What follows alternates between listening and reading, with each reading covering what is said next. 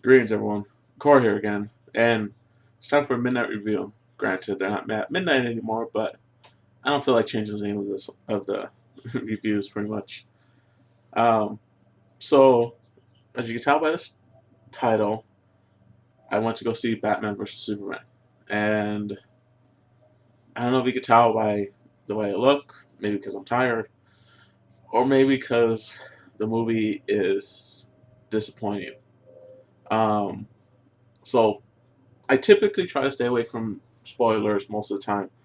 Um, but it's kind of hard when the first official trailer spoils a big part of the movie and kind of gives away all the best parts, especially later on when they show. Like I said, try to stay away from spoilers, but if you've seen any of the trailers or any of the material that's led up to this on YouTube and stuff like that, I'm going to be talking about that. If you haven't, then it's spoilers. If you don't want to be spoiled by the movie, then please don't watch. Because I am probably going to spoil this movie. Granted, it doesn't deserve to not be spoiled. And that's hard for me to say, coming from a comic book fan, coming from a Batman, Superman fan, coming from someone that's read and seen every single thing that these this movie is based off of. So first, it's based off three major points in you know DC universe. The first being Batman vs Superman by Frank Miller, which is an amazing book. And if you've seen The Dark Knight Returns, part one and part two, that's part two especially way better than what you get here. Just telling you that right now. If you haven't seen it, don't watch it before this because you're gonna get spoiled by it. Um, so that's one major story that it takes pieces from. Granted, it does change it up a little bit, but the second thing is Superman versus Doomsday. It takes part from which, like I said, if you've seen the trailers, you know Doomsday is in this movie, and they do change Doomsday's origin if you know the new uh, 52 DC Universe origin of Doomsday. Then you kind of know what's going on with him. But yeah, he's Doomsday versus Superman. That's the biggest Superman story. I mean, you could see I have the book right there. I have the omnibus of Superman versus Doomsday, which has every single issue leading up to the Superman's death, to after his death, to his return. I even have it signed by the guy who wrote it and also drew for it, Dan Jurgens. So I like the story. um, I even have this Death of Superman when it first came out. When I mean, that pretty much was one of my first comics that I got because it's Superman dying. So yeah, so it takes pieces from that as well, and of course the major story of it, which is setting up the whole DC universe now, just like the Marvel universe, is the holy trinity of Batman, Superman, and Wonder Woman fighting together. Which, if you've seen the trailers from the first one, you know they fight together, and you can pretty much guess they're fighting Doomsday. And also, they do hint towards the other metahumans. Of course, they call them Cyborg, Flash, Aquaman, and well, they had files on them. They had video clips of it, and which was cool. A little rushed. I kind of wish they would have did something better with that, but yeah, a little rushed, for sure, because you're seeing clips of them. That's it.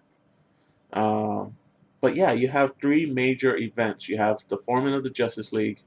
You have, Superman versus Doomsday, Death of Superman storyline, pretty much, thrown in there too. You have, which granted, the Death. It's not as epic as the comic of the Death of Superman, because they have literally everyone in DC universe trying to fight Doomsday, and then Superman has to take them on. So here it's just Batman and Wonder Woman and Superman, which is cool. I mean, it works out. It's the fight scene is amazing at the end. But yeah, and then of course you have one of the greatest stories of Batman and Superman, which is Batman versus Superman by Frank Miller, which is the Dark Knight uh, storyline, the Dark Knight Returns. And I mean, when it was done, as soon as the credits ran, I haven't felt someone said I someone said I looked disgusted when I was telling him about the movie and how I thought about it and thought about it. And one guy summed up. He's he worded it perfectly when I was walking out. You know, waiting for the end credits. I'll tell you right now, there's no end credit stuff, so don't bother. Once the credits start rolling, just go. And one guy in the audience, as I was walking out, he said, after everyone realized there's no end credits, he's like, "Well, it's definitely not a Marvel movie," or he said, exactly. This is what he said. Sorry. What did you expect? It's not a Marvel movie. And I looked at him and I realized summed up everything I was thinking of. And I even told him like that is so true. It is definitely not a Marvel movie because Marvel knows how to make a superhero movie.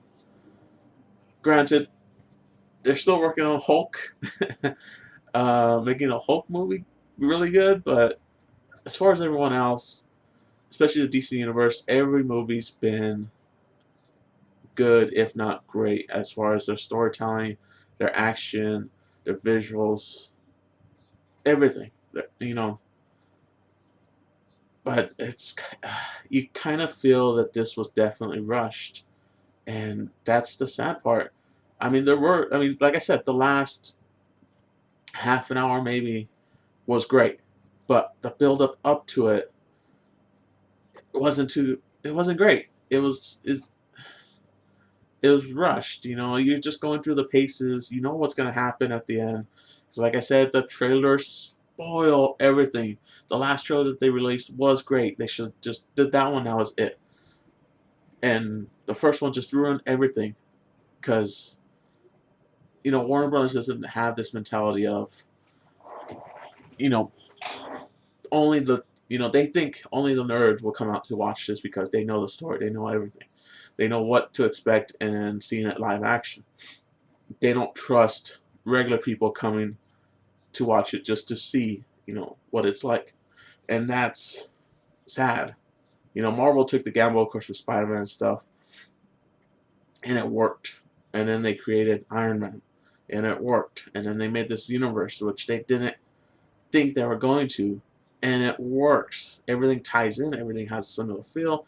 Everything works.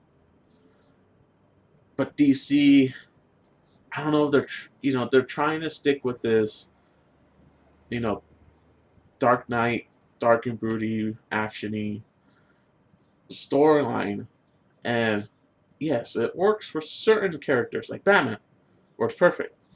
Superman can work with him, and even Wonder Woman.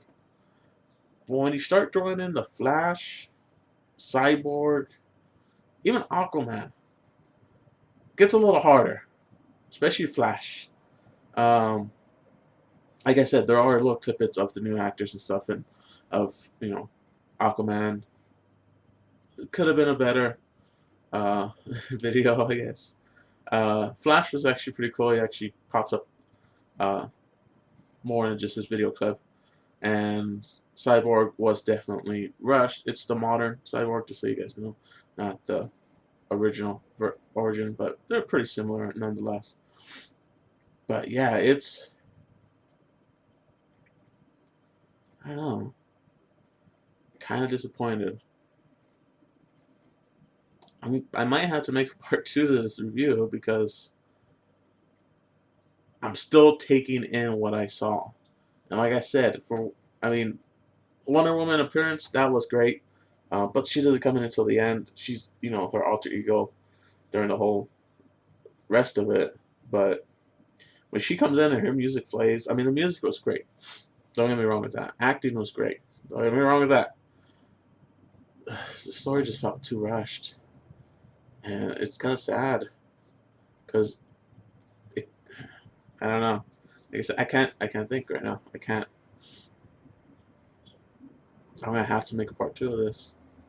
After I've thought about it, maybe even seen it again. But as of right now, it's not worth it if you like the storylines. Maybe get it, watch it, or you can watch it for cheap, but that's it. I would not recommend this movie to comic book enthusiasts. The only thing I would recommend is the last half an hour. That's it. And I don't think paying full price for half an hour of a 2.5 hour movie is really worth it. Um, yeah, it's not good, and it doesn't make me hopeful of what's to come from the DC universe, and that's kind of sad. I mean, as much as I like Marvel and stuff in their movies, it would be nice to have something different, and it's it's too different. It's not. I don't know. It's not anyone's. It's not like Zack Snyder's fault. It's not the right. I mean, I guess it is the writing's fault, even though it is written well as far as the dialogue and everything, and pushing it forward. It just doesn't feel right what they're doing. The other thing I would definitely say I didn't like too much shit at night. There's a reason why Marvel movies are awesome because you could see what's going on all the time, pretty much. Even at night, you could tell what's going on. Uh, DC needs to learn from that because the ending fight could have been way better if you could watch it a little bit better. Because darkness and dust make it hard to really tell what's going on when you know something epic is happening. But yeah, it's I don't know. Like I said, I might have to make just a spoiler because it's. I mean, honestly, I did not spoil much that the trailer hasn't already, you know, spoiled pretty much. The first trailer spoiled everything. The only thing that you look forward to in here, which did surprise me, is Flash. And of course, you think, oh, at the end they're gonna get together, the whole, everyone, all six of them, at least the six that they're showing or talking about. But you get disappointed because there's obviously a scene at the end that is perfect for another member to come in, and it's not there. It could have ended differently too as well, but it didn't. It could it could have been way better if they did shoehorn those other characters in, like Cyborg, Flash, or Aquaman. And there's lots of opportunity for them to pop in, but they do not. And I think it's wasted opportunity because they're trying to shoehorn all this shit in to get that Justice League going, and they're pushing so much already. It's like, well, if you're worried about too much, but yet you still give us too much to take in, why not just go overboard on it? And they don't. It's kind of sad. It's kind of disappointing. Um, but yeah, I don't know, man. I'm probably gonna have to do a part 2 of this. I gotta let it sink in. I hope you guys found this interesting. I try not to spoil much, but like I said, the trailers did spoil quite a bit. Sorry, I'm just disappointed. Luckily, Captain America: Civil War is just around the corner, and that should be a million times better than this. I'm hoping, at least. I hope they don't screw it up like how Batman Superman screwed it up. But sorry for the long video. I don't know. It's kind of making me mad. I don't know. Like I said, I'm probably gonna do a part 2 of this. Look forward to it if you guys want it. Like, comment, whatever you want. Talk about whatever you want. I'll try to reply to everyone. It may take some time, but I will try to reply. Damn, dude. I mean, the best thing that so far has come out of this Batman Superman are the Funko Pops. That's sad. My little guys back there. You can see up on my head. Oh, that's so sad.